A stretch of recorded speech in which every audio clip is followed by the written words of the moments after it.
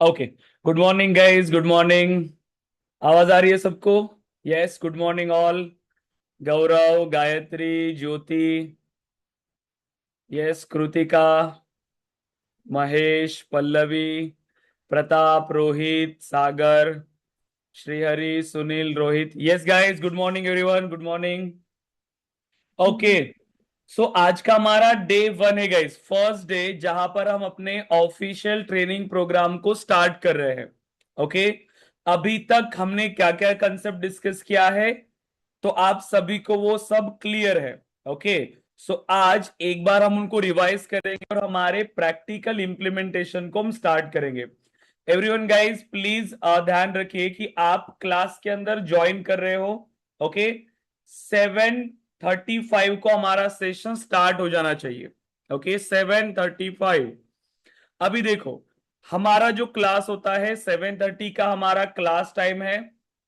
तो 7:35, 5 मिनट्स तक ठीक है कि आपको ज्वाइन करने के लिए हम टाइम देंगे। 7:35 को हमारा क्लास स्टार्ट हो जाएगा। सो एवरीवन प्लीज टाइम पर ज्वाइन किया करिए। ओके, ग्रुप का आपके ग्रुप के डिस्क्रिप्शन में ज्वाइनिंग लिंक है। सेम लिंक आपको डेली क्लास के लिए यूज करना है। ओके। सो बताइए, अभी तक हमने सेल्सफोर्स के अंदर क्या क्या कंसेप्ट डिस्कस किया था? यस। मैंने आपको कहा था कि उतना आप याद करके आना। क्या बताया था मैंने आपको? So what is Salesforce? First question. So what is Salesforce? तो हमने सेल्स फोर्स के बारे में डिस्कस किया था। ओके। उसके बाद what is CRM? So CRM क्या है? Need of CRM. So need of CRM and cloud computing. Okay, हमने डिस्कस किया था कि सेल्सोस एक क्लाउड कंप्यूटिंग प्रोडक्ट है। ओके, क्लाउड बेस्ड सॉफ्टवेयर है। हमने एक सेल्सोस का ऑर्ग बना लिया था, याद होगा आपको। बट ग्रुप पे किसी ने भी शेयर नहीं किया ये ऑर्ग। ऑर्ग बना लिया क्या आपने? यस बताओ। सभी ने ऑर्ग बना लिया? आपका डेवलपमेंट एनवायरनमेंट सभी ने बना लिया क्या? उसी को हम ऑर्ग बोलते हैं गाइस। ओके, उसी को हम बोलते हैं ऑर्ग, मतलब ऑर्गेनाइजेशन। क्योंकि ये जो सॉफ्टवेयर आप यूज कर रहे हो किसी पर्टिकुलर ऑर्गेनाइजेशन के लिए आप यूज कर रहे हो। ओके, तो ये हमारा ऑर्गेनाइजेशन है, राइट। तो ये सभी के पास पर्सनल डेवलपर अकाउंट हमने बना लिया। अब सभी के पास इसका यूजर नेम और पासवर्ड होगा, correct. So user name and password. So मैंने आपको कहा था कि इसको बनाने के बाद इसका होम होम का जो स्क्रीनशॉट है वो ग्रुप पे शेयर करना। बट किसी भी स्टूडेंट ने इसे ग्रुप पे शेयर नहीं किया है। ये टास्क मैंडेटरी है, जो भी आपको क्लास में बोला जाएगा। ओके। सबसे पहले अगर मुझे जब भी मेरे अकाउंट में लॉगिन करना होगा, कैसे करेंगे? login.salesforce.com, correct. देन आपका यूजर नेम, राइट, आपके ईमेल पे आपको यूजर नेम मिला था। एंड आपने जो पासवर्ड सिलेक्ट किया था वो पासवर्ड। सिंपल, लॉगिन पे क्लिक करेंगे। Okay, so login, right. And अब हम अपने डेवलपर अकाउंट पे लॉगिन हो गए। ओके, सो देखो, अब हम अपने डेवलपर अकाउंट में आ गए, राइट। अब यहां पे मुझे जो भी चेंजेस करने हैं मैं कर सकता हूं। अभी इसमें जो भी आपने ये अकाउंट बनाया, इसमें कुछ इंप्लीमेंटेशन है क्या? बताइए। आपने अकाउंट बना लिया। अब वो अकाउंट क्या है? एक बेसिक एनवायरनमेंट है, एक स्क्रैच ऑर्ग है, उसके अंदर कोई भी इंप्लीमेंटेशन नहीं है। ओके, कोई भी इंप्लीमेंटेशन नहीं है। सपोज करिए अगर मैं एक बिजनेस ओनर हूं, मुझे मेरे बिजनेस को मैनेज करने के लिए अगर सेल्सफोर्स का यूज करना होता, मैं अगेन इसी तरीके से यहां पे रजिस्टर करता। बट अभी हमने जो अकाउंट बनाया है ये फ्री एनवायरनमेंट है। अगर मुझे इंडस्ट्री के लिए यूज करना होता, बिल्कुल सेम स्टेप्स है। मुझे इसको बाय करना पड़ता, ओके, इसके लाइसेंसेस मुझे लेना पड़ता। बट बाकी तरीका बिल्कुल सेम। मैं अगर परचेस कर रहा हूं अपने कमर्शियल पर्पस के लिए, उसके बाद में मुझे यही चीजें मिलेंगी कि मेरा लाइसेंस कौन सा होगा, कितने यूजर मैं बना सकता हूं सेल्सफोर्स के अंदर, अगेन मेरा भी उसके अंदर यूजर नेम और पासवर्ड बनेगा। तो कुछ चेंज है क्या उसके अंदर? नहीं। तो अभी आप ये समझो कि आपने जो एप्लीकेशन अभी किया है, आपने जो डेवलपर अकाउंट बनाया है, वो आप अभी एक बिजनेस के लिए सेटअप करने वाले हो। ओके, एक बिजनेस के लिए हमने जस्ट एक डेवलपमेंट एनवायरनमेंट बनाया, और वो एनवायरनमेंट अब हम बिजनेस पर्पस के लिए यूज करेंगे। क्लियर है यहां तक? ऐसा कोई है क्या जिसने अभी तक ये डेवलपर अकाउंट नहीं बनाया? ऐसा कोई है? मैंने कल क्लास के अंदर ही सबसे बनवाया था। तो ऐसा कोई है क्या जिसने अभी तक ये अकाउंट नहीं बनाया? ओके महेश, आपका पेंडिंग है, क्यों? यस, क्यों पेंडिंग है? ओके प्लीज आज कंप्लीट करिए, कोई भी स्टूडेंट पीछे नहीं रहेगा। ठीक है, पीछे रहोगे तो देखो, क्योंकि हमारा क्लास आगे जाएगा। ओके ज्योति, आपका भी फर्स्ट सेशन है, तो आप भी इसको क्रिएट कर लेना। लास्ट सेशन जो हमारा ओरिएंटेशन था, उसका रिकॉर्डेड सेशन आपको अवेलेबल हो जाएगा हमारे पोर्टल पे। तो वहां से आप रिकॉर्डिंग देख लेना, कोई डाउट रहेगा मुझसे कांटेक्ट कर लेना। बट आज ये डेवलपर अकाउंट सब लोग बना लो। ओके, सो देखो, अब ये जो है ये हमारा सॉफ्टवेयर, यस और नो? ये हमारा सॉफ्टवेयर है ना, कंप्लीट सॉफ्टवेयर है। क्या कहते हैं हम लोग इसको? सास प्रोडक्ट। सास, सास का मतलब क्या है? Software as a service. So मैं ये सॉफ्टवेयर यूज कर रहा हूं, क्लाउड बेस्ड सॉफ्टवेयर। मुझे इसको यूज करने के लिए फिजिकल लोकेशन पे कोई भी मैनेज करने की जरूरत नहीं है, ना मुझे इंस्टॉलेशन की जरूरत है। जब भी मुझे ये डेटा एक्सेस करना होगा, मुझे सिर्फ इंटरनेट कनेक्शन के थ्रू इसको एक्सेस करना है। आप ब्राउजर पे जाओगे, ब्राउजर पे गए, ब्राउजर पे क्या करोगे? ठीक है, आप ब्राउजर पे जाओगे, सबसे पहले ब्राउजर में क्या लिखेंगे? login.salesforce.com, करेक्ट है? login.salesforce.com। ये क्या करेगा? सीधा किसके पास जाएगा? सेल्सफोर्स के सर्वर के पास, क्योंकि सर्वर तो है सेल्सफोर्स के पास है। इसमें हमारा एक ऑर्ग है, ठीक है, ये एक कंप्लीट सर्वर है सेल्सफोर्स का। हम जो ये काम कर रहे हैं ये शेयर्ड रिसोर्सेस होते हैं, ठीक है। जैसे ये एक कंप्लीट उसका सर्वर सेल्सफोर्स का, उस सेल्सफोर्स के सर्वर पे थोड़ा सा स्पेस मेरे लिए उसने दिया है। ठीक है, जितनी मुझे डेटा की नीड होगी, आप चाहे अभी फ्री का यूज कर रहे हो या फिर जब आप इंडस्ट्री के लिए भी यूज करोगे तो भी, क्योंकि ये एक सर्वर में मतलब बहुत सारा डेटा होता है, बहुत सारा स्पेस होता है। तो उस पूरे एक सर्वर के अंदर हमारे लिए कुछ स्पेस ऑक्यूपाई हुआ है, उसको हम कहते हैं हमारा ऑर्ग। करेक्ट है? उसी में हमारा डेटा होगा, राइट। तो जब भी आप login.salesforce.com करते हो और यहां पे आप अपना user name and password provide करते हो, तो क्या होता है? हमारे पास हमारा सॉफ्टवेयर ओपन हो जाता है, complete software, right. So salesforce.com, right. And अपने कंप्लीट बिजनेस प्रोसेस को हम यहां से मैनेज कर सकते हैं, कंप्लीट बिजनेस प्रोसेस। बट एक चीज ध्यान रखना कि ये जो सेल्सफोर्स का सर्वर है ये शेयर्ड है, इसको हम कहते हैं shared resources. Okay, shared resources. अब आगे जाके आपको ये भी पता चलेगा, कुछ नए टर्म्स आपको मिलेंगे, इसको हम बोलते हैं मल्टी टेनांट आर्किटेक्चर। अभी के लिए ये इंपॉर्टेंट नहीं है उतना, आपको आगे जाके आपको इसके बारे में अच्छे से समझ में आएगा। मल्टी टेनांट आर्किटेक्चर, जैसे आपको पता है ना, एक बिल्डिंग है, ठीक है, जैसे बड़े बड़े फ्लैट्स होते हैं जो बिल्डिंग्स होती है, उसी तरीके से एक बड़ी सी बिल्डिंग है बिल्डर की, उसके अंदर छोटे छोटे फ्लैट्स है और वो अलग अलग पर्सन्स यूज कर रहे हैं। वैसे ही सेम सेल्सफोर्स के सर्वर के पास वहां पे थोड़ी थोड़ी स्पेस ऑक्यूपाई हुई है सभी के लिए। इसीलिए जब आप ये अकाउंट बनाते हो, आपका ये जो यूजर नेम होता है वो हमेशा यूनिक होता है। ये यूजर नेम हमेशा यूनिक होगा, सिर्फ आपकी इसमें नहीं। ये हो गया आपका एनवायरनमेंट, ओके, ये आपका एनवायरनमेंट, आपके लिए एक ऑर्ग बना। अब आपके ऑर्ग में सिर्फ आप अकेले लॉगिन करोगे क्या? आप सिर्फ अकेले लॉगिन करोगे क्या? नहीं, हमारे पास जब भी हम सेल्स फोर्स में काम करेंगे, हमारी सेल्स टीम होगी, मार्केटिंग टीम होगी एंड सपोर्ट टीम होगी। यस और नो?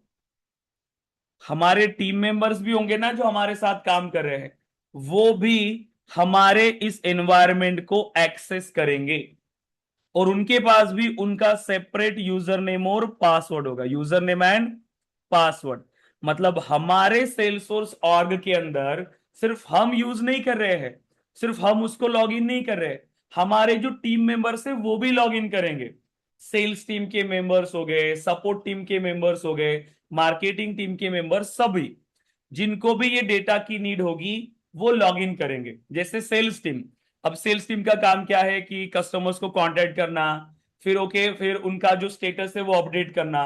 सपोर्ट टीम भी लॉग इन करेंगे कि कितने टिकट्स उनको असाइन हुए हैं, ठीक है, फिर उनका स्टेटस क्या है, कितने टिकट मेरे क्लोज हुए हैं, फिर से कितने टिकट्स मेरे रीओपन हुए, सब कुछ वो इसी ऐप के थ्रू उनको मिलने वाला है। तो वो भी यहां पर लॉग इन करेंगे। बट सभी को सेम डेटा मिलेगा क्या? सभी को आप सेम डेटा एक्सेसिबल रखोगे क्या इसका? आप as a owner log in हो रहे हो, बाकी एज एन आपके एम्प्लॉय लॉग इन हो रहे हैं, सभी को सेम डेटा आप दोगे क्या? बताइए, सभी को सेम डेटा दोगे क्या? नो। तो सभी के लिए डिफरेंट डिफरेंट डेटा हमारा एक्सेस होता है। सो डिफरेंट डेटा, इस जिससे आपका डेटा भी सिक्योर हो जाएगा। तो ये एक ओवरऑल स्ट्रक्चर होता है हमारे सेल्सफोर्स का। बट उसके पहले कौन सी स्टेप आएगी? इस एप्लीकेशन को प्रॉपरली डेवलप करना, इस एप्लीकेशन को प्रॉपरली डेवलप करना। क्योंकि अभी यूज करना वो तो बाद की बात हो गई कि मल्टीपल लोग उसको एक्सेस करेंगे, वो लॉग इन करेंगे, लीड को एक्सेस करेंगे, केसेस को एक्सेस करेंगे, ग्रेट, ओके, वो जाएंगे। बट उससे पहले हमारा सॉफ्टवेयर तो रेडी होना चाहिए, correct? As per the business requirement software ready होना चाहिए। अब सपोज करो हमने जो एप्लीकेशन बनाया है उसमें भी हमें चेंजेस करने, तो चेंजेस करेंगे क्या? हम डेवलप क्या करेंगे? तो हम डेवलप करेंगे एक एडटेक बिजनेस के लिए। ओके, एक एडटेक बिजनेस के लिए हमें उस एप्लीकेशन में चेंजेस करने हैं। एजुकेशनल प्लेटफॉर्म है, सपोज करें बहुत बड़ा एजुकेशनल प्लेटफॉर्म है, उसके लिए मुझे सेल्सफोर्स एनवायरनमेंट को कॉन्फ़िगर करना है। तो अभी इन्होंने सेल्सफोर्स का लाइसेंस ले लिया, इनको सेल्सफोर्स का ऑर्ग मिला, जो आप लॉग इन कर रहे हो सपोज करो वही है। अब हमें इस बिजनेस रिक्वायरमेंट के हिसाब से इसमें चेंजेस करने पड़ेंगे। यस और नो? अब आपको क्या मिलेगी? रिक्वायरमेंट, और उसी रिक्वायरमेंट के बेस पे आपको इसमें चेंजेस करने हैं। क्लियर है? यही काम होता है एक सॉफ्टवेयर डेवलपर का, एक सॉफ्टवेयर इंजीनियर का। हमें रिक्वायरमेंट मिलेगी, हम उस रिक्वायरमेंट के बेस पे क्लाइंट के लिए उसे इंप्लीमेंट करके देते हैं। ओके, सो प्रोसेस क्या होता है हमारा? हमें आती है रिक्वायरमेंट, ओके, ये है हमारा क्लाइंट, ठीक है। सो क्लाइंट, क्लाइंट की जो बिजनेस रिक्वायरमेंट हमारे पास आएगी, सो बिजनेस रिक्वायरमेंट, ओके, सो बिजनेस रिक्वायरमेंट। अब रिक्वायरमेंट हमें मिली। अब आपके पास जो भी आपके बिजनेस एनालिस्ट होंगे या बीएस होंगे, वो क्या करते हैं? इस बिजनेस रिक्वायरमेंट के बेस पे डॉक्यूमेंटेशन बनाते हैं, ठीक है, डॉक्यूमेंटेशन कि क्लाइंट की ये रिक्वायरमेंट है, हमें इस तरीके से इसको इंप्लीमेंट करना है। वो सेम रिक्वायरमेंट आपके पास आएगी, ठीक है, वो सेम रिक्वायरमेंट आपके पास, मतलब स्प्रिंट प्लानिंग। आप क्या करते हो? इसका स्प्रिंट प्लानिंग करते हो। ओके, तो ये रिक्वायरमेंट है, हमें इसको इंप्लीमेंट करना है। तो किस तरीके से आपको इसे इंप्लीमेंट करना पड़ेगा ये आप सोचोगे सबसे पहले। ओके, फिर आप उसका इंप्लीमेंटेशन स्टार्ट करते हो, आप उसका इंप्लीमेंटेशन स्टार्ट करते हो एंड उसको फाइनली क्या करोगे? आप उसको इंप्लीमेंट करोगे, ठीक है। आपने इंप्लीमेंटेशन स्टार्ट किया, बाद में फिर उसको टेस्ट वगैरह करोगे, टेस्ट हो गया, सब कुछ प्रॉपर है, फिर आप इसको करोगे डिप्लॉय। मतलब जो क्लाइंट की रिक्वायरमेंट थी उस हिसाब से आपने इसको कंप्लीट करके रख दिया। क्लियर है? सो अब हमारे पास क्या क्या रिक्वायरमेंट आ सकती है बेस्ड ऑन ये प्रोजेक्ट, कि आप कौन से प्रोजेक्ट में काम कर रहे हो। सेल्सफोर्स करंटली मल्टीपल इंडस्ट्रीज के लिए काम करता है, ठीक है, मल्टीपल, चाहे एडटेक हो, हेल्थ केयर हो, ठीक है, कोई भी एक बड़े बड़े ब्रांड्स भी अगर आप देखोगे तो वो सेल्सफोर्स का यूज कर रहे हैं बैकएंड में, ठीक है, मतलब उनके बिजनेस को मैनेज करने के लिए एज ए सीआरएम सॉफ्टवेयर वो सेल्सफोर्स का यूज कर रहे हैं। ऐसे बहुत बड़े बड़े ब्रांड्स हैं जो सेल्सफोर्स यूज करते हैं, ओके। तो उनकी रिक्वायरमेंट अलग होगी, हर बिजनेस की रिक्वायरमेंट अलग होगी, बट एक बार अगर आपने काम किया सेल्सफोर्स के अंदर आप उसको इजीली इंप्लीमेंट कर सकते हो, राइट। तो उसकी स्टेप्स होती है। अब आप देखो, ठीक है, अब आप ध्यान से आओ, हमारे पास चाहे आप किसी भी टेक्नोलॉजी पे काम कर रहे हो, सॉफ्टवेयर बनाना मतलब कितने लेयर्स पे काम करते हो, एक सॉफ्टवेयर कैसे बनता है, कंप्लीट सॉफ्टवेयर, कंप्लीट सॉफ्टवेयर कैसे बनता है मुझे बता सकते हो आप? यस, कंप्लीट सॉफ्टवेयर कैसे बनता है? सॉफ्टवेयर को बनाने के लिए, उसको डेवलप करने के लिए मेनली हम तीन लेयर्स पे काम करते हो, कि तीन लेयर्स। कौन सी लेयर्स होती है? Front end, then back end end database. ये पता है क्या आपको? Front end, back end, database, simple है। इसी को हम क्या कहते हैं? व्यू पार्ट, ठीक है, व्यू पार्ट या UI part, user interface. Backend मतलब आपका controller part, okay, controller. Database मतलब आपका model part. So front end, back end, database और मॉडल, व्यू, कंट्रोलर, ऐसे तीन आपके पास ये वर्ड से तीन लेयर्स होती है। First layer, second layer and third layer. आप किसी भी टेक्नोलॉजी पे काम कर रहे हो, किसी भी टेक्नोलॉजी पे, आईटी के अंदर अगर आप डेवलप कर रहे हो सॉफ्टवेयर, तो तीनों लेयर पे आपको काम करना पड़ता है, ठीक है, तीनों लेयर्स पे। फ्रंट एंड का मतलब पता है कि आपको? फ्रंट एंड का मतलब पता है? यस। फ्रंट एंड क्या है, बैक एंड क्या होता है, एंड डेटाबेस क्या होता है, ये क्लियर है क्या आपको? Front end, back end end database. क्या होता है front end, back end end database? देखो, जब भी आप किसी एप्लीकेशन पे विजिट करते हो, ठीक है, जब भी हम किसी एप्लीकेशन पे विजिट करते हैं, तो जो हमें विजिबल है, ठीक है, जिसको हम देख पा रहे हैं, वो है हमारा फ्रंट एंड पार्ट, जिससे यूजर इंटरैक्ट करता है उस सॉफ्टवेयर से, जिससे यूजर उस सॉफ्टवेयर के साथ इंटरैक्ट कर सकता है। यहां पर आपको बटन्स मिलेंगी, करेक्ट, आपकी बटन्स आ गई। So buttons, menus, images, right, videos, animations, correct, and input, ये सब फॉर्म्स वगैरह, जहां पे आप इंटरैक्ट कर रहे हो, ठीक है, आप जहां से इंटरैक्ट कर रहे हो वो होता है हमारा front end part, UI part. अब इसमें एज अ डेवलपर हमें क्या करना पड़ता है? हमारे सॉफ्टवेयर का लुक एंड फील कैसे होना चाहिए? जैसे आपने देखा होगा मल्टीपल अकाउंट्स के लिए जब आप लॉग इन के लिए जाते हो, इंस्टाग्राम आप यूज करते होंगे डेली, लिंक्डइन आप यूज करते होंगे, अभी सेल्सफोर्स यूज किया, तीनों के लॉगिन पेज पे जाओ, तीनों का लॉगिन पेज अलग अलग है, क्योंकि वहां डिफरेंट डेवलपर ने काम किया, दूसरे सॉफ्टवेयर में डिफरेंट डेवलपर ने काम किया, तो अलग अलग तरीके से उन्होंने सॉफ्टवेयर को डिजाइन किया है कि मेरा यूआई पार्ट कैसे होगा।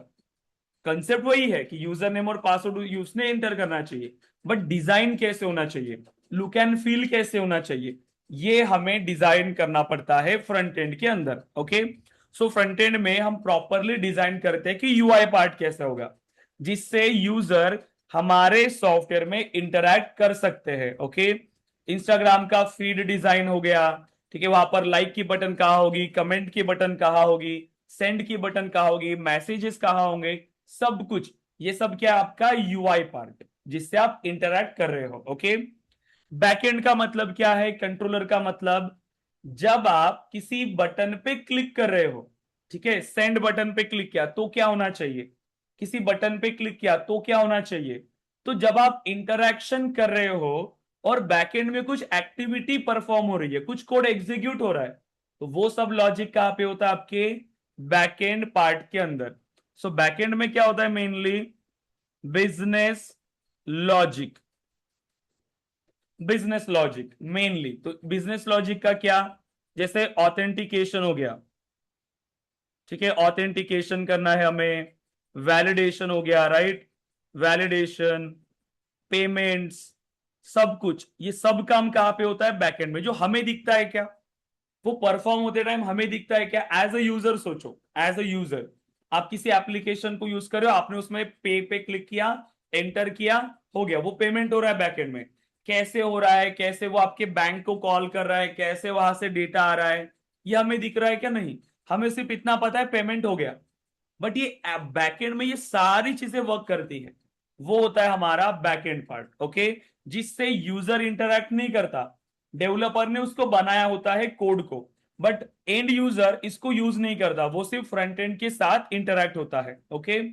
देन आता है मॉडल पार्ट। अब आप किसी भी सॉफ्टवेयर में जाओ, हमारे पास डेटा तो है, आपने फेसबुक लॉगिन किया या इंस्टाग्राम आपने लॉगिन किया, तो इंस्टाग्राम के अंदर आपको, आपने इससे पहले जिसको मैसेज किया होगा, ओके, 1 साल पहले, 2 साल पहले, 3 साल पहले, वो भी डेटा आज भी है वहां पे। आपने जो फोटो अपलोड किया था वो भी है, किसने कमेंट किया था उसके ऊपर वो भी है, सबका सब डेटा सेल आपको वहां पर दिख रहा है। तो वो डेटा है कहां पे, तो वो डेटा एक्चुअल में उसके डेटाबेस में स्टोर्ड रहता है, डेटाबेस के अंदर। जब भी आप अपने अकाउंट को लॉग इन करते हो, सेम डेटा फिर से आपके यूआई पे दिखने लगता है। सो डेटा ऑलरेडी स्टोर हो चुका है कहां पे, डेटाबेस के अंदर। तो यहां पे क्या होता है मेनली हमारा डेटा, सो डेटा स्टोरेज, राइट। हम इस डेटाबेस के साथ इंटरैक्ट कर सकते हैं, इंसर्ट करना हो, जैसे नई इमेज आप अपलोड करते हो, एग्जिस्टिंग को डिलीट करते हो, राइट, ये सब एक्टिविटीज होती है। इंसर्ट हो गया, अपडेट करना हो गया, डिलीट करना हो गया, अनडिलीट करना हो गया, सभी ऑपरेशन आप इस डेटाबेस में परफॉर्म करते हो। तो आप चाहो कोई भी टेक्नोलॉजी सीखो, तीनों लेयर पे हम काम करते हैं। अब डिफरेंस क्या है ये समझो। अगर आप कोई ऐसी टेक्नोलॉजी सेलेक्ट करते हो जैसे कि पाइथन, ठीक है, या फिर जावा, या फिर जैसे वेब डेवलपमेंट के लिए भी हो, जैसे पल्लवी आप वेब डेवलपमेंट में काम करते हो, राइट, तो आपको इसके अंदर क्या करना पड़ता है, तीनों लेयर पे काम करना पड़ता है। यस, तीनों लेयर पे, वो भी सेपरेटली, फ्रंट एंड पे भी काम किया, बैक एंड पे भी काम किया, और डेटाबेस में भी। और ये अलग अलग लेयर होती है, ठीक है, इन टेक्नोलॉजीज के अंदर। जब आप एकदम जीरो से इसको बिल्ड करते हो, एकदम स्क्रैच से, तो इन तीनों को हमें कनेक्ट करना पड़ता है। यस और नो, इसने प्रॉपरली इसके साथ इंटरेक्ट करना चाहिए, इसने इंटरेक्ट करना चाहिए, यहां से मेरा डेटा आना चाहिए प्रॉपर। तो बाय डिफॉल्ट ये जो तीनों लेयर से ये कनेक्टेड होती है क्या, नहीं, हमें करना पड़ता है। डेटाबेस कनेक्टिविटी हो गया, ठीक है, फ्रंट एंड का कंट्रोलर के साथ इंटरैक्शन, ये सब हमें करना पड़ता है। फ्रंट एंड को बैक एंड के साथ कनेक्ट करो, उसको डेटाबेस के साथ कनेक्ट करो, ये सब हमें करना पड़ता है जब आप कोई दूसरी टेक्नोलॉजी यूज करते हो, एकदम बेसिक से। करेक्ट है पल्लवी, सब कुछ हमें इंप्लीमेंट करना पड़ता है यहाँ पे। लेकिन सेल्सफोर्स में ऐसा नहीं है, ठीक है, सेल्सफोर्स में नहीं, क्योंकि सेल्सफोर्स एक ऑलरेडी बना बनाया सॉफ्टवेयर है, ऑलरेडी एक सॉफ्टवेयर बना हुआ है। तो मतलब ये तीनों पार्ट ऑलरेडी कनेक्टेड है, तीनों पार्ट ऑलरेडी कनेक्टेड है, क्योंकि ये ऑलरेडी बनाया हुआ सॉफ्टवेयर है, फ्रंट एंड भी है उसके अंदर, बैक एंड भी है, और डेटाबेस भी। आप सिर्फ उसको यूज करो, ना कोई कनेक्टिविटी करने की जरूरत है, ना ही कुछ, सब कुछ ऑलरेडी यहां पर बनाया हुआ है। हमें बस उसमें चेंजेस करने हैं, जो भी चेंजेस चाहिए आप उसको इंप्लीमेंट करो, क्योंकि ऑलरेडी बनाया हुआ सॉफ्टवेयर है, कनेक्टिविटी हो चुकी है, सब कुछ हो चुका है। आप डायरेक्टली उसको स्टार्ट कर सकते हो इंप्लीमेंटेशन, इसीलिए ये जल्दी एप्लीकेशन बन जाता है सेल्सफोर्स का। क्लियर है यहां तक, क्लियर है, ओके। फ्रंट एंड क्या होता है, बैक एंड क्या होता है, डेटाबेस। जब आप किसी वेबसाइट पे जा रहे हो, एप्लीकेशन पे जा रहे हो, सॉफ्टवेयर पे जा रहे हो, जहां से आप इंटरैक्ट करते हो वो हो गया फ्रंट एंड। जब आप इंटरैक्ट करते हो, जो भी कोड एग्जीक्यूट होता है, authentication, authorization, validation, payments, right, वो सब कोड होता है बैक एंड के अंदर। और जो डेटा आपको मिल रहा है वो डेटा आता है डेटाबेस से। तो ये होता है हमारा एक सॉफ्टवेयर का आर्किटेक्चर, जिसमें हम तीनों लेयर पे काम करते हैं, front end, back end, database, right. अब अगेन मुझे ये बताओ, फ्रंट एंड में पता है आपको क्या क्या यूज होता है, front end, back end end database.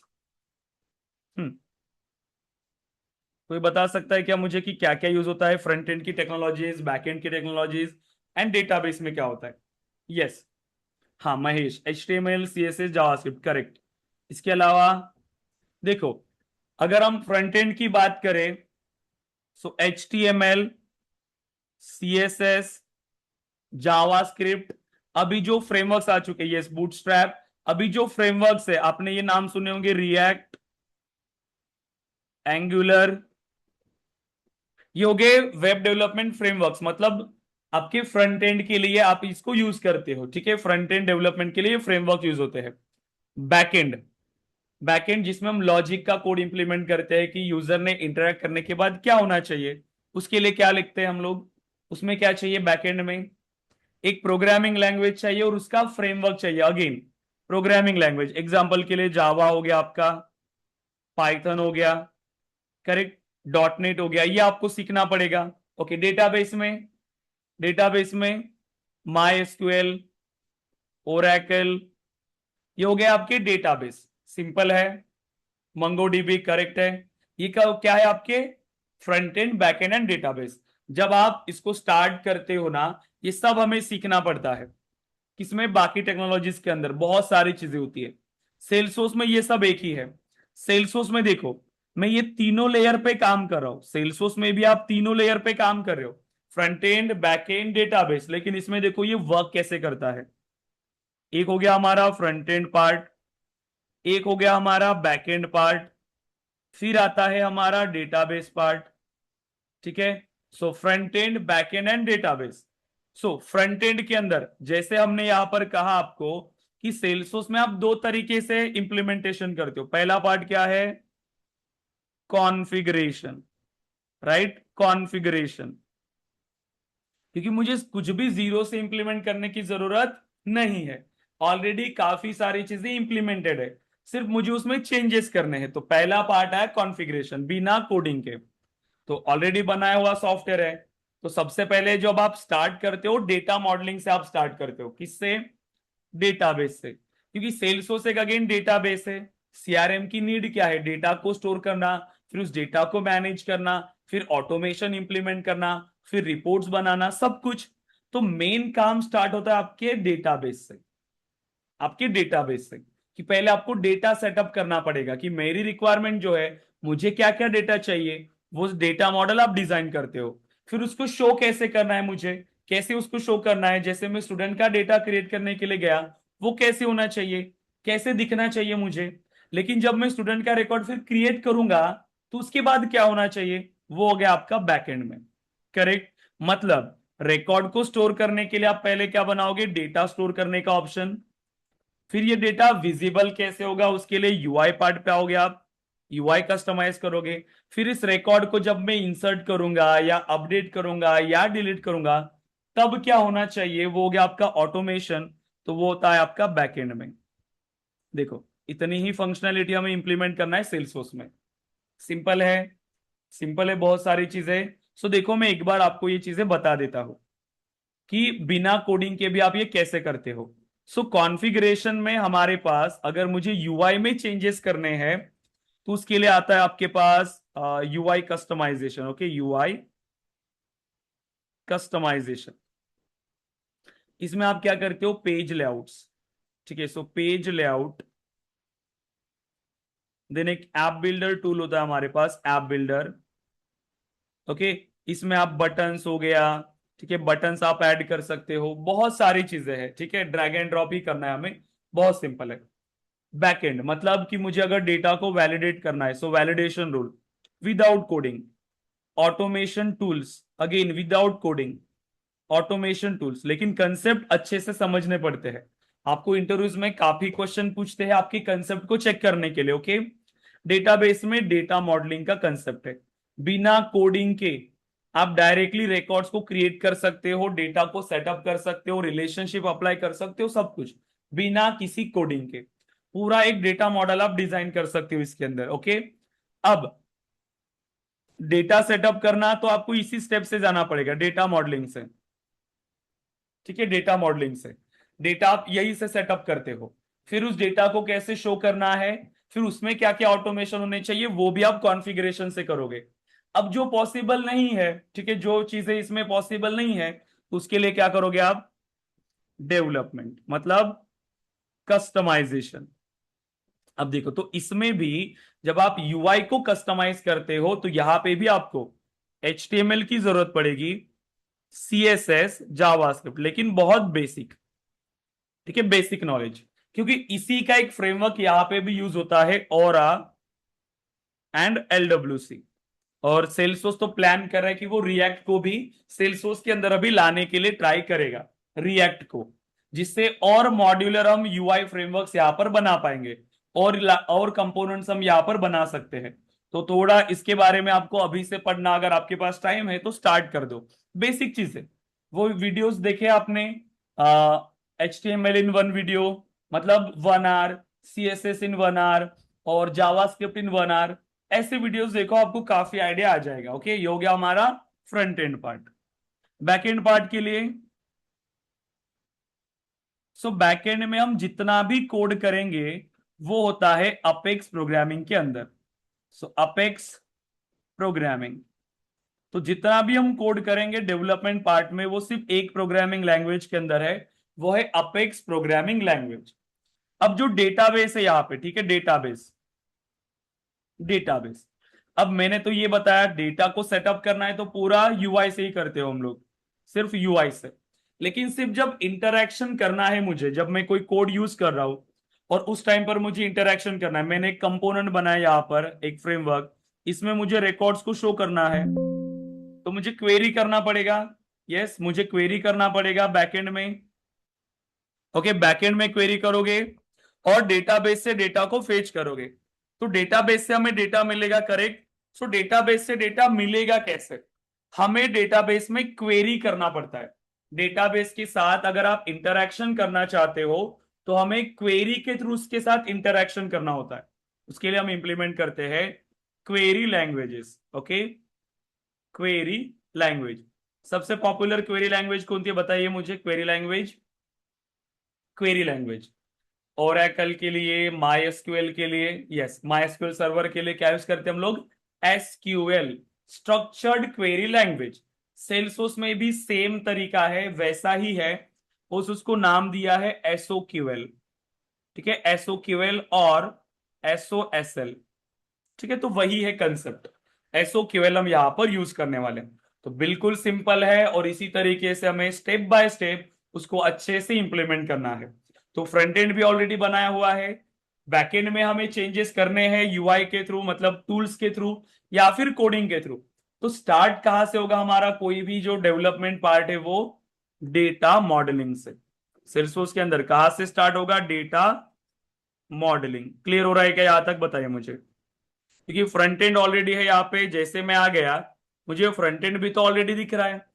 तो जो भी इंप्लीमेंटेशन होगा सेल्सफोर्स के अंदर आपका, वो किसके लिए कर रहे हो आप, सिर्फ डेटा के लिए, सिर्फ डेटा के लिए, कि डेटा कैसे शो होना चाहिए, डेटा कैसे आना चाहिए, डेटा का फ्लो कैसे होना चाहिए, सब कुछ। जैसे मैं आपको एक सिंपल सी रिक्वायरमेंट दे रहा हूं, ओके, एक सिंपल सी रिक्वायरमेंट मैं अभी आपको दे रहा हूं, एग्जाम्पल देखो, सपोज करो ये फंक्शनैलिटी आपके लिए, वो आपको इंप्लीमेंट करना, ओके, ये आपकी रिक्वायरमेंट आ रही है, क्लाइंट ने आपको रिक्वायरमेंट दिया। क्लाइंट क्या चाहता है, देखो, ये हो गया आपका सेल्स फोर्स, ओके, ये हो गया आपका सेल्स फोर्स। मतलब मैं एक बिजनेस ओनर हूं, एडटेक बिजनेस है ये, एडटेक, तो उनको उनका बिजनेस मैनेज करने के लिए डेटा जो चाहिए वो सेल्स फोर्स के अंदर चाहिए। अब इसी बिजनेस की वेबसाइट होगी, यस और नो, बिजनेस की वेबसाइट होती है ना, हर बिजनेस की वेबसाइट होगी, यस, करेक्ट। अब आपने ऐसा देखा है क्या, जब आप उनकी वेबसाइट पे जाते हो तो वहां पर आपको एक फॉर्म मिलता है इंक्वायरी का, इंक्वायरी फॉर्म। सपोज करो कि आपको कोई कोर्स ज्वाइन करना है उनके पास, तो आप उनकी वेबसाइट पे गए, उनकी वेबसाइट पे जाके आपने एक फॉर्म फिल किया।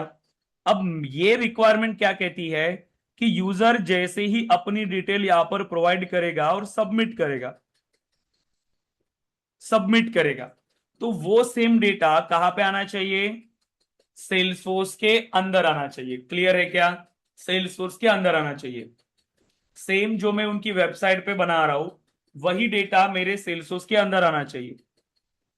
ओके, अब अंदर आने के बाद क्या चाहिए, मैं इस स्टूडेंट ने जिस कोर्स के लिए इंटरेस्ट शो किया, मैं चाहता हूं कि उसको एक ईमेल जाए। उस स्टूडेंट को उसके ईमेल पे मुझे ईमेल करना है कि यस, आपकी जो क्वेरी थी वो हमारे पास आ चुकी है। हमारा जो सेल्स या फिर काउंसलिंग पर्सन है, हमारा एक काउंसलिंग पर्सन उस पर्टिकुलर कोर्स के लिए आपको कॉल करेगा और कोर्स के बारे में गाइड करेगा। ऐसा एक ईमेल हम यहां पर कर लेंगे। यस और नो? ऐसा ही होता है जब आप जाते हो, आपको एक कंफर्मेशन ईमेल आता है वहां से, जहां पर भी आप रजिस्टर करोगे। ओके, अब as a business owner data तो मेरे पास आ गया, बट कौन इसको कॉल करेगा? इसको कॉल कौन करेगा? अब ये मेरे बिजनेस के अंदर तो बहुत सारे सेल्स एग्जीक्यूटिव होंगे, बहुत सारे काउंसलिंग पर्सन होंगे, कौन कॉल करेगा इसको? तो ये जो डेटा आ रहा है ये मुझे किसी को असाइन करना पड़ेगा ना, काउंसलर को। ओके, तो कौन से काउंसलर ने इसको कॉल करना चाहिए ये मुझे असाइन करना पड़ेगा बाय डिफॉल्ट। तो ये फ्लो कैसे होना चाहिए? अब क्या लगता है आपको कि ये सब कुछ मैन्युअली करेंगे क्या हम लोग? नहीं। ये कौन हो गया हमारा टीम मेंबर, ये कौन हो गया हमारा टीम मेंबर, ये जो सेल्स में काम करता है हमारे पास। ओके, बट जो प्रोसेस था वो कैसे होना चाहिए? ऑटोमेटेड। वेबसाइट से लीड आ गया, लीड प्रॉपरली असाइन हो गया, मतलब डेटाबेस में स्टोर हो गया, जिसने कॉल करना चाहिए उसको असाइन हो गया। अब जो इंक्वायरी आई थी जिस स्टूडेंट की, उसको ऑटोमेटेड ईमेल भी चला गया कि आपको हमारा काउंसलर कॉल करेगा 1 आवर के अंदर या 24 आवर के अंदर हमारा काउंसलर कॉल करेगा। ये है अब क्लाइंट की रिक्वायरमेंट कि इस तरीके से उनका बिजनेस का स्टार्ट होना चाहिए। फिर बाद में फिर उस स्टूडेंट के साथ क्या करना है, उसमें क्या क्या फील्ड्स होनी चाहिए, फिर ये प्रोसेस बढ़ेगी, फिर सेल्स प्रोसेस कि उसका स्टेटस क्या है, वो स्टूडेंट इंटरेस्टेड है या नहीं, वो कोर्स को ज्वाइन कर रहा है या नहीं, फिर ये प्रोसेस जाएगी। बस यही स्टेप बाय स्टेप हमें इंप्लीमेंट करना पड़ता है। तो सबसे इंपॉर्टेंट नीड क्या आ गई यहाँ पर मेरे लिए? डेटा ही आ गया ना।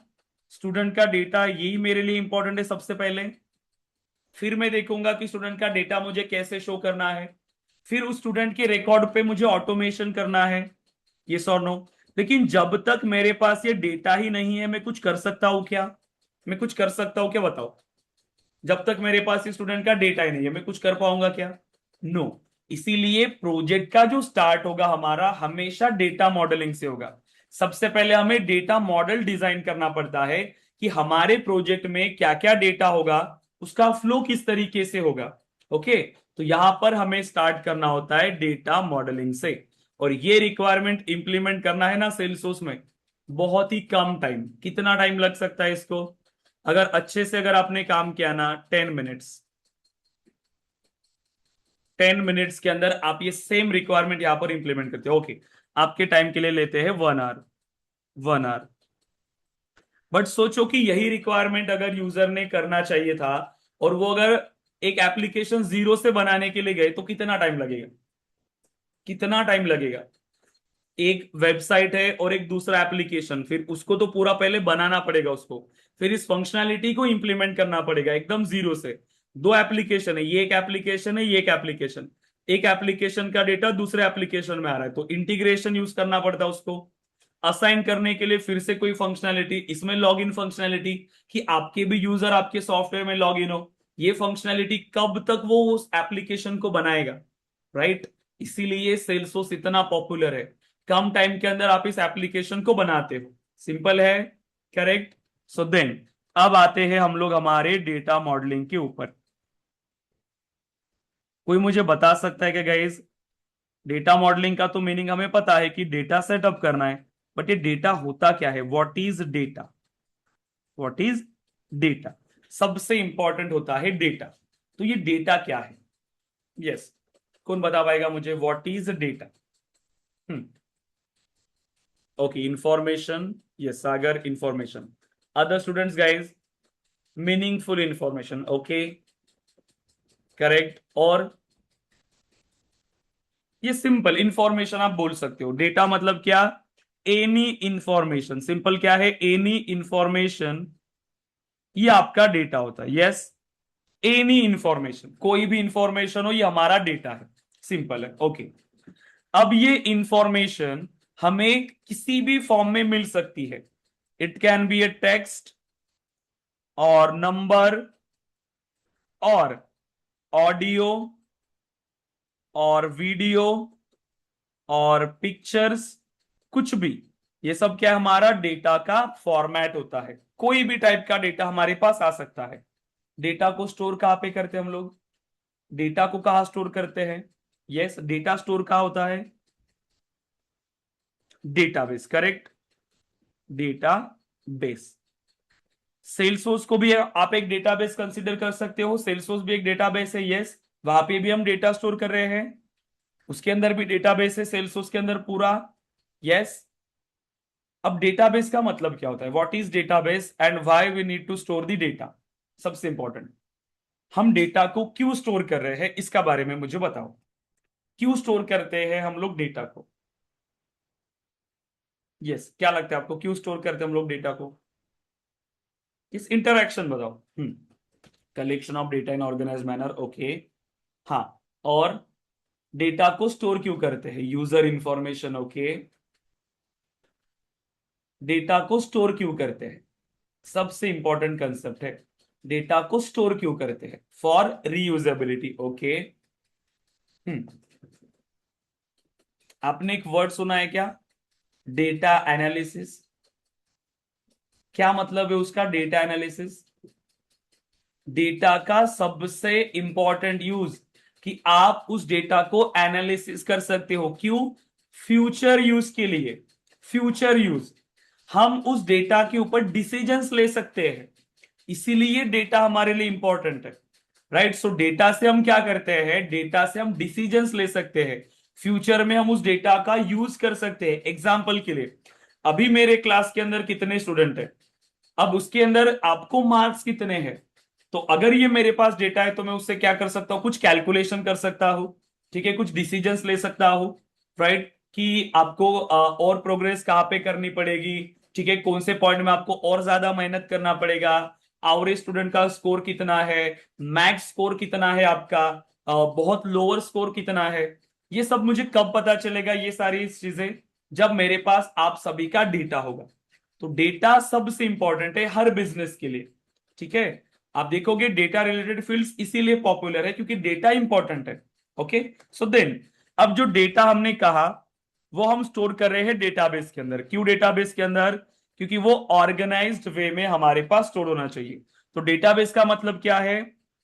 Organised, so organized collection of, organized collection of data, simple.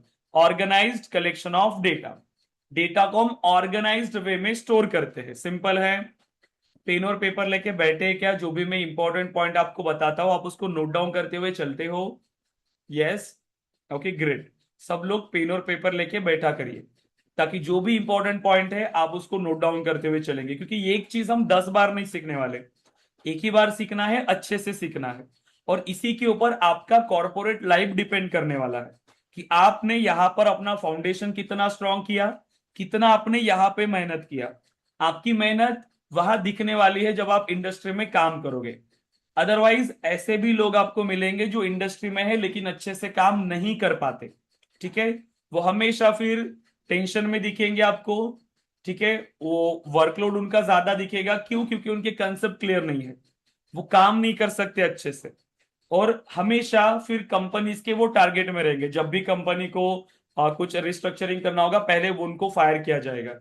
और ऐसा वेट भी नहीं करते कंपनीज एक्चुअली, इंटरव्यूज लेने के बाद भी आपका पहले प्रोबेशन पीरियड होता है। वो प्रोबेशन इसीलिए होता है क्योंकि वो आपको पहले जज करे, आपको इवेलुएट करे, ठीक है। इसीलिए कंसेप्ट को अच्छे से समझो। जो भी मैं टाइम दे रहा हूं आपको, इसको इतना मत समझो कि क्यों हम ये सारी चीजें डिस्कस कर रहे हैं, हम डायरेक्टली ऑब्जेक्ट क्यों नहीं बना रहे, क्यों हम उसको इंप्लीमेंट नहीं कर रहे। फाउंडेशन सबसे इंपॉर्टेंट चीज होती है, ठीक है, क्योंकि करना तो सब कुछ है हमें, इस पर्टिकुलर ड्यूरेशन के अंदर सब कुछ इंप्लीमेंट करना है, बट प्रैक्टिकल वे में अच्छे से समझ के, नो शॉर्टकट्स, ओके, अच्छे से इंप्लीमेंट करना है, ताकि जो भी स्टूडेंट्स है, चाहे आईटी हो नॉन आईटी जो अपने क्लास के अंदर है, सभी को अच्छे से समझ में आए, सभी को डेटाबेस के बारे में क्लियर हो, डेटा क्या होता है उसके बारे में। तो जितनी भी टर्मिनोलॉजीज होती है मैं ट्राई करता हूं सब कवर हो, ठीक है, ताकि जो भी नॉन आईटी स्टूडेंट्स है वो क्लियर हो जाएंगे। ठीक है, सो देन अब डेटाबेस में जो डेटा हम बोल रहे हैं कि ये ऑर्गेनाइज्ड वे में स्टोर होता है। कैसे ऑर्गेनाइज्ड वे में स्टोर होता है और क्यों स्टोर कर रहे हैं डेटाबेस के अंदर? क्योंकि आप एक चीज आपने नोटिस किया क्या? सपोज करो कि आपके कॉलेज में लाइब्रेरी है। अब लाइब्रेरी होती है आपके कॉलेज में, राइट? लाइब्रेरी। सपोज करो कि लाइब्रेरी के अंदर अगर ये रूम है और उस रूम में किताबें कहीं पर भी पड़ी है, ऐसे कहीं पर भी रखी हुई है, कहीं पर भी पड़ी है। स्टूडेंट आया और उसने बोला कि मुझे ये पर्टिकुलर सेमिस्टर है मेरा और ये किताब मुझे चाहिए, ये बुक मुझे चाहिए। अब अगर उस लाइब्रेरियन ने उन किताबों को अच्छे से नहीं रखा, ऑर्गेनाइज्ड वे में नहीं रखा, कितना टाइम लगेगा उसको ढूंढने के लिए? कितना टाइम लगेगा आप खुद सोच सकते हो। बहुत टाइम लगेगा, उसको हर एक जगह पर देखना पड़ेगा मैंने रखा कहाँ पे है, कहाँ पे रखा है। बट लाइब्रेरियन क्या करता है? हर एक के लिए प्रॉपरली ऐसे शेल्स बनाता है, राइट? ऐसे शेल्स होते हैं उसके पास। यहाँ पर engineering first year same one, फिर सेम टू, हर एक किताबें ऑर्गेनाइज्ड वे में है। इससे क्या हुआ कि ये जो किताबें है मतलब आपका डेटा, इसको ऑर्गेनाइज वे में स्टोर करने का फायदा ये हुआ कि जब भी मुझे डेटा को एक्सेस करना हुआ, मुझे किताबें जब भी एक्सेस करना है, उसको रखना है, कुछ भी मैं इजीली कर सकता हूं। इजीली मैं कर सकता हूं, जब चाहे उसको एक्सेस कर सकता हूं, जब चाहे मैं उसको अपडेट कर सकता हूं, कुछ भी कर सकता हूं। कब? जब ये मेरे सब कुछ ऑर्गेनाइज्ड वे में स्टोर होगा। वैसे ही डेटाबेस में डेटा हमें ऑर्गेनाइज्ड वे में स्टोर करना होता है, जिससे हम उस डेटा को इजीली क्या कर सकते हैं? यूज कर सकते हैं, उसको रिट्रीव कर सकते हैं, अपडेट कर सकते हैं, डिलीट कर सकते हैं, जो भी मेरी रिक्वायरमेंट होगी वो सब। ओके, सो देन अब ये जो डेटा हम डेटाबेस में स्टोर कर रहे हैं, ये टेबल्स के फॉर्म में स्टोर होता है। कैसे स्टोर होता है? टेबल्स के फॉर्म में। इसीलिए डेटाबेस को हम अगेन कहते हैं collection of tables. Collection of tables. ठीक है, सो डेटाबेस को हम अगेन क्या कहते हैं? Collection of tables. So tables के फॉर्म में आपका ये डेटा स्टोर रहता है। एग्जाम्पल के लिए, अगर ये आपका कॉलेज डेटाबेस है, अगर ये एक डेटाबेस है कॉलेज डेटाबेस, तो इस कॉलेज डेटाबेस के अंदर जो भी आपको डेटा चाहिए, जैसे कि स्टूडेंट हो गया, स्टूडेंट का डेटा ये एक टेबल हो गया, टीचर्स ये एक टेबल हो गया, राइट? स्टाफ जो नॉन टीचिंग स्टाफ है ये एक टेबल हो गया। तो ऐसे मल्टीपल टेबल्स का कलेक्शन, और ऐसे मल्टीपल टेबल्स के कलेक्शन को हम बोलते हैं डेटाबेस। क्लियर है क्या? इसीलिए हम क्या बोल रहे हैं डेटाबेस को? Collection of tables. क्योंकि एक डेटाबेस कैसे बन रहा है? जिसके अंदर बहुत सारे टेबल्स होंगे। क्लियर है क्या यहां तक? Yes, yes everyone, guys chat box में बताइए क्लियर है। ओके, देन अब बात करते हैं इस टेबल के बारे में। तो फिर ये टेबल क्या है? टेबल को क्या कहते हैं? सो देखो, हमारे पास जो भी डेटा हम स्टोर करते हैं वो टेबल में स्टोर करते हैं। एग्जांपल के लिए स्टूडेंट, मुझे अगर स्टूडेंट की इंफॉर्मेशन को स्टोर करना है, ठीक है, स्टूडेंट की इंफॉर्मेशन को, क्या क्या इंफॉर्मेशन होगी स्टूडेंट की, वो सब आप यहाँ पे ऐसे बताओगे। ठीक है, जैसे कि स्टूडेंट का नाम क्या है, जैसे कि उसका ID, so student ID, student name, email, okay, phone number और एड्रेस। ये हो गया स्टूडेंट का डिटेल। अब मैं क्या करूंगा, एक एक करके ऐसे स्टूडेंट की एंट्री यहां पर होती जाएगी। इसको हम क्या कहते हैं? Database table. ठीक है, ये होता है हमारा टेबल। जैसे अब मैं डेटा बना रहा हूं, सो 101 राज, राज का ईमेल एड्रेस, राज का फोन नंबर और राज का एड्रेस। ठीक है, 102 कुणाल, कुणाल का ईमेल एड्रेस, कुणाल का मोबाइल नंबर और अगेन कुणाल का एड्रेस। तो ऐसे करते करते मैं सभी रिकॉर्ड यहां पर क्रिएट करूंगा। जैसे जैसे मेरे रिकॉर्ड्स आते जाएंगे उनकी एंट्री यहां पर होती जाएगी। क्लियर है? इसको क्या बोलेंगे? Student table. अब डेटाबेस के अंदर ऐसे मल्टीपल टेबल्स होंगे आपके पास, मल्टीपल, जो भी डेटा आपको चाहिए वो सब डेटा आपके डेटाबेस में होने वाला है। क्लियर है? अब ये टेबल कैसे बन रहा है? टेबल कैसे बनता है दिख रहा है क्या आपको? टेबल के अंदर क्या क्या चीजें मिली? ये student ID, name, email, phone, address और फिर ये रिकॉर्ड्स। बोलो क्या कहते हैं हम लोग इसको? Student ID, name, email, phone, address, ये सब क्या है जो इस टेबल के अंदर बने, इसको क्या कहते हैं हम लोग? Yes, columns. वेरी गुड, इसको क्या कहते हैं हम लोग? कॉलम्स। एक टेबल के अंदर होते हैं ये कॉलम्स, तो ये क्या है? Column, column 1, column 2, column 3, column 4, column 5, ऐसे ये बने कॉलम्स। ओके, अब ये जो है पहला रिकॉर्ड, दूसरा रिकॉर्ड, तीसरा, इसको क्या बोलते हैं हम लोग? इसको रोज। करेक्ट, इसको क्या बोलते हैं हम लोग? Rows. So first row, second row, third row, fourth row, fifth row, ऐसे मल्टीपल क्या हो रहे हैं आपके पास? रिकॉर्ड्स, मतलब रोज। अब ये रो बनती कैसी है? अगर मुझे एक स्टूडेंट की रो बनानी है, मतलब एक स्टूडेंट, सभी फील्ड में जब मैंने डेटा दिया तब जाके मेरी एक रो बनी। करेक्ट है क्या? एक रो बनी, मतलब एक रिकॉर्ड बना मेरा स्टूडेंट का सभी फील्ड में मैंने डेटा देने के बाद, सभी कॉलम्स में डेटा देने के बाद। ओके, वैसे ही सेम अब आपके सेल्सफोर्स के अंदर भी आपको डेटा स्टोर करना है, वो भी तो डेटाबेस है, उसके अंदर भी तो डेटा है। अब यहां पे देखो ये कंसेप्ट कैसे यूज होता है, सेल्सफोर्स में भी सेम कंसेप्ट है। सो डेटाबेस, अब डेटाबेस के अंदर क्या होते हैं हमारे पास? टेबल, टेबल में होते हैं कॉलम, एंड जब आप इन कॉलम्स में डेटा देते हो तब जाके बन रही है एक रो। सिंपल, वही सेम चीज यूज होती है सेल्सफोर्स के अंदर। सेल्सफोर्स भी तो एक डेटाबेस ही है, लेकिन सेल्सफोर्स में यहां पर टर्मिनोलॉजीज अलग दिया हुआ है। टेबल, टेबल का मतलब क्या? जिसमें हम डेटा को स्टोर करते हैं। ठीक है, जिसमें हमें डेटा को स्टोर करना है। स्टूडेंट हो गया, एम्प्लॉय हो गया, डिपार्टमेंट हो गया, टीचर्स हो गए, ट्रेनर्स हो गए, ये सब मेरा डेटा है। तो डेटाबेस में हम उसको क्या बोलेंगे? टेबल। सेल्सफोर्स में सेम उसी कंसेप्ट को हम कहते हैं ऑब्जेक्ट। क्या कहते हैं हम लोग उसको? ऑब्जेक्ट। सेम कंसेप्ट, मतलब मुझे स्टूडेंट का डेटा सेल्सफोर्स में स्टोर करना है तो मैं स्टूडेंट ऑब्जेक्ट बनाऊंगा, है तो वो टेबल ही, लेकिन बोलूंगा क्या मैं उसको? Student object. क्लियर है क्या? अब जितने कॉलम्स आपने फिर बनाए थे उसमें first name, last name, email, phone number, address, सब कुछ, सेल्सफोर्स में हम उसको क्या बोलेंगे? क्या बोलेंगे? फील्ड्स। यहां पर हम उसको बोलते हैं फील्ड्स। अब जो रोज बनी फील्ड में, जब आपने डेटा दिया मतलब एक एक करके, तब आपके पास यहां पर क्या बनी? रो। सेल्सफोर्स में हम उसको कहते हैं records. So object, field, records mention करके रखो। सो डेटाबेस के अंदर टेबल, कॉलम, रो, सेल्सफोर्स के अंदर ऑब्जेक्ट, फील्ड्स, रिकॉर्ड्स, कुछ भी चेंज नहीं है, सेम कंसेप्ट है एज इट इज। ठीक है, एकदम सेम कंसेप्ट। डेटाबेस में हम टेबल बनाते हैं, सेल्सफोर्स में हम ऑब्जेक्ट बनाते हैं, बट इंटरनली वो टेबल ही है, एज इट इज जैसा होता है वैसे ही। ओके, मैं आपको शो करता हूं एक बार इसको। ओके, इसमें बताओ, इसी को क्या कहेंगे हम लोग? कॉलम्स। ठीक है, डेटाबेस में स्टूडेंट टेबल को क्या कहेंगे? सेल्सफोर्स के अंदर स्टूडेंट ऑब्जेक्ट। कुछ चेंज है क्या इसके अंदर? नहीं, सिर्फ टर्मिनोलॉजीज अलग है। इन रोज को क्या कहेंगे हम लोग? रिकॉर्ड्स। सिंपल, इसका भी आप चाहो तो एक स्क्रीनशॉट लेके रख दो और ग्रुप पे शेयर कर दो। आप इसका एक स्क्रीनशॉट ले लो आप और ग्रुप पे शेयर कर दो। यस, कुछ कोई भी एक स्टूडेंट इसका स्क्रीनशॉट लो और ग्रुप पे शेयर करो, जिससे आपको जब रिवीजन करोगे तो ये ध्यान में रहेगा। कोई भी। किसने किया? डन हुआ है, कोई भी एक स्टूडेंट ले लो, ग्रुप पे शेयर कर दो और डन टाइप कर दो, तो फिर हम आगे जाते हैं।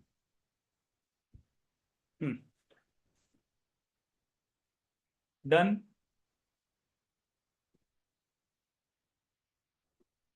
यस गाइस, हो गया।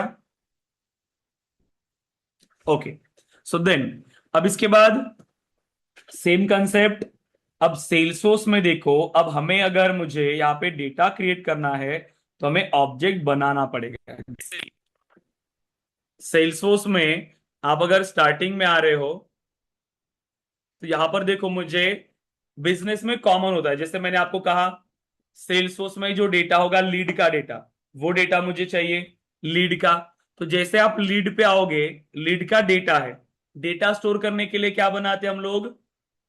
ऑब्जेक्ट बनाते हैं। डेटा स्टोर करने के लिए टेबल नहीं बनाएंगे, ऑब्जेक्ट बनाएंगे। तो मतलब लीड भी मेरा ऑब्जेक्ट हो गया, लीड का डेटा स्टोर करने के लिए। तो यहां पर अगर मैं इसको ओपन करूं, ऑल ओपन लीड्स, तो मुझे बता सकते हो क्या लीड क्या हो गया आपका सेल्सफोर्स के अंदर? क्या बोलेंगे लीड को? बताइए, क्या बोलेंगे लीड को? माइक ऑन करके आप बोल सकते हो, क्या कहेंगे लीड को? यस, लीड क्या हो गया आपका? माइक ऑन करिए, लीड क्या हो गया? ऑब्जेक्ट। ऑब्जेक्ट। ऑब्जेक्ट। अब लीड के अंदर मतलब अगर मुझे डेटा स्टोर करना है लीड के अंदर, तो मैंने उस पे फील्ड बनाया होगा, करेक्ट? बिना फील्ड के रिकॉर्ड बनेगा क्या? नहीं। तो हर ऑब्जेक्ट पे क्या मिलेंगे आपको? फील्ड्स। ये ऑब्जेक्ट ऑलरेडी बना हुआ है तो इसकी फील्ड्स भी बनी होंगी। देखो, name, company, state, email, lead status, ये सब क्या हो गई फिर इसकी? क्या हो गई? फील्ड्स। फील्ड्स। करेक्ट। तो जब भी मुझे डेटा क्रिएट करना होगा नया, हर एक फील्ड में मुझे वैल्यू देने पड़ेगी, डेटा देना पड़ेगा, तब जाके मेरा एक रिकॉर्ड बनेगा।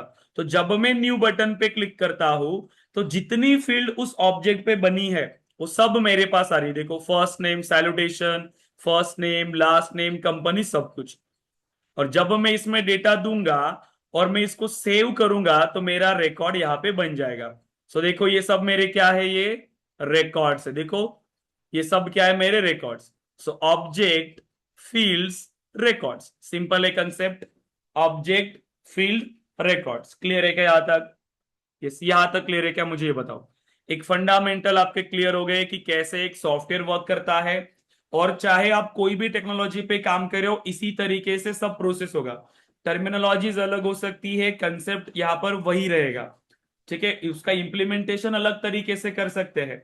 जैसे ये चीजें ऑलरेडी यहाँ पर इंप्लीमेंट करके रखा हुआ है, हमें उसको और अच्छे से इंप्लीमेंट करना है। बट जो इंटरनल कंसेप्ट है, front end back end database, वो चेंज हुआ है क्या? नहीं, वो एज इट इज है। यहां तक क्लियर है क्या? आप लोग बताइए, सब लोग यहां तक क्लियर है क्या? एवरीवन? हम्म। गौरव, गायत्री, कृतिका, महेश, पल्लवी, प्रताप, यस, रोहित, सागर, श्रीहरि, शुभम, सुनील, रोहित। आज कुछ स्टूडेंट अब्सेंट है गाइस, प्लीज कोई भी सेशन मिस मत करिए। कल ही हमने डिस्कस किया था, रूल्स हमने बताया था आपको ट्रेनिंग के ओरिएंटेशन में, कि सभी को सेशंस ज्वाइन करने हैं। अगर मिस करोगे तो कंसेप्ट क्लियर नहीं होंगे। अगर कंसेप्ट क्लियर नहीं होगा, जैसे आज का सेशन अटेंड नहीं किया, नेक्स्ट सेशन समझने में थोड़ा सा प्रॉब्लम आएगा। ठीक है, इसीलिए थोड़ा पेशेंस रखना पड़ेगा, डेली ज्वाइन करना पड़ेगा, थोड़ी मेहनत करनी पड़ेगी। सुबह थोड़ा उठना पड़ेगा जल्दी और सेशंस को अटेंड करना पड़ेगा। रिकॉर्डेड सेशन से करोगे लेकिन उतना अच्छे से नहीं कर पाते। गलती से दूसरे दिन तक अगर आपने वो सेशन नहीं देख लिया, जैसे जिन्होंने आज का सेशन अटेंड नहीं किया, अगर वो कल का लाइव सेशन देखते हैं डायरेक्टली, तो उनको समझ में नहीं आएगा। सपोज करो कि मैं लेट हो गया रिकॉर्डेड अपलोड करने में, रिकॉर्डिंग सेशन, तब क्या करोगे? तब तो दिक्कत हो सकती है। इसीलिए लाइव सेशन अटेंड करने के लिए ट्राई करें। कोई भी स्टूडेंट यहां पर ऐसा मत करो कि सिर्फ रिकॉर्डेड के भरोसे बैठे हो, नहीं, लाइव सेशंस अटेंड करो। ठीक है, जब जेन्युइन रीजन है तभी आप सेशन को ऑफ रखो, अदरवाइज लाइव सेशन ही ज्वाइन करिए। तभी जाके आपके कंसेप्ट क्लियर है। मैं बोल रहा हूं आपको, आपको दिखता है अप्लाई करने वाले लोगों में कंपटीशन, पर जब आप एक्चुअल जाते हो ना इंडस्ट्री के अंदर, तब आपको पता चलेगा कि नहीं, उतना भी कंपटीशन नहीं है अगर आप अच्छे से मेहनत करते हो तो। मैं बता रहा हूँ रियलिटी। 100 में से जब कैंडिडेट अप्लाई करे ना, 100 कैंडिडेट, उसमें से 10 कैंडिडेट अच्छे मिलना भी मुश्किल होता है कंपनीज को। कंपनी स्ट्रगल करती है अच्छा कैंडिडेट ढूंढने में। ठीक है, तो आपको वो अच्छा कैंडिडेट बनना है, तो थोड़ा सा मेहनत आपको करना पड़ेगा। ठीक है, देन अब बताओ। अब हमें डेटा को सेटअप करना है सेल्सफोर्स के अंदर भी। हम कौन सा प्रोजेक्ट करने वाले हैं? यस, हम कौन सा प्रोजेक्ट करने वाले गाइस? सेल्सफोर्स के अंदर हमें क्या इंप्लीमेंट करना है? एडटेक। एक एजुकेशनल बिजनेस है, सपोज करो, एक एजुकेशनल बिजनेस। बताओ क्या क्या डेटा की नीड हो सकती है आपको, मुझे बताओ आप एक बार। सब लोग, क्या क्या डेटा की मुझे नीड हो सकती है एजुकेशनल बिजनेस के लिए? सबसे पहले डेटा मॉडल बना रहे हो, क्या क्या डेटा की मुझे नीड हो सकती है, बताइए। स्टूडेंट। स्टूडेंट, सबसे पहला तो है स्टूडेंट ही चाहिए। Educational teachers. बिजनेस है बोले तो स्टूडेंट तो चाहिए ही। ओके, इसके अलावा? टीचर। टीचर्स। टीचर्स के अच्छा है ट्रेनर बोलते हैं, सपोज करो कि प्राइवेट कोचिंग है इसके लिए, so trainer. Hmm. Then courses. Courses. कौन से कोर्सेज आप इसके अंदर प्रोवाइड कर रहे हो, करेक्ट है। देन और रिजल्ट। क्वालिफिकेशन ये कोई ऑब्जेक्ट नहीं हो सकता है, ठीक है। क्वालिफिकेशन कोई डेटा हो गया क्या? क्वालिफिकेशन मतलब कोई ऑब्जेक्ट हुआ क्या? नहीं, वो स्टूडेंट की फील्ड हो सकती है श्रीहरि, कि स्टूडेंट का क्वालिफिकेशन क्या है, यस और नो। अब क्वालिफिकेशन में कितने रिकॉर्ड रखोगे ऐसे?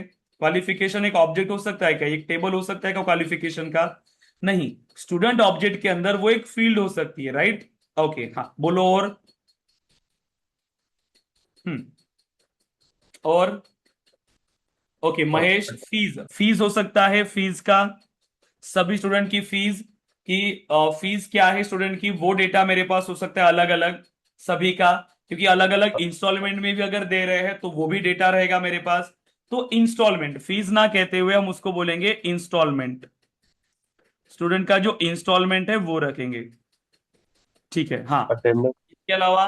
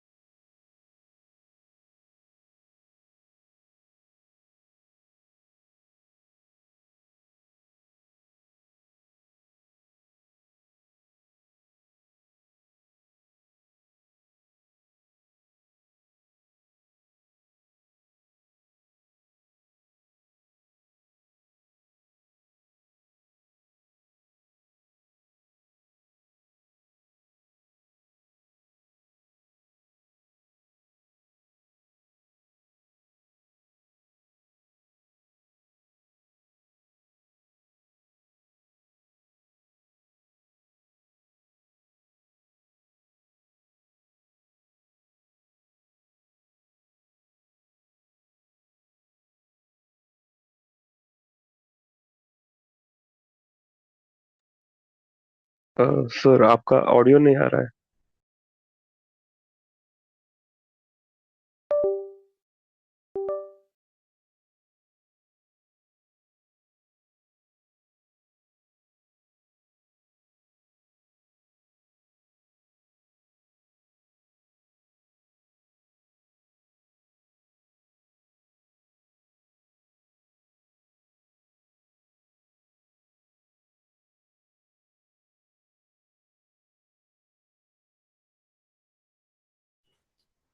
हेलो सर, आपका आवाज नहीं आ रहा है।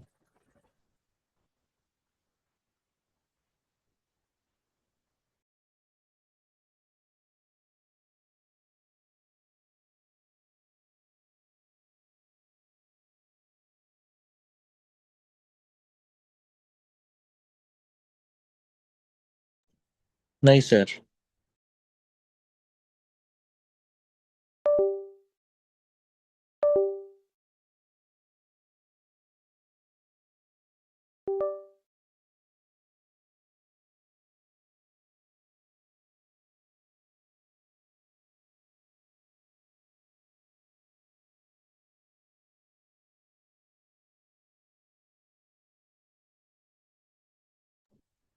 No sir, still not audible.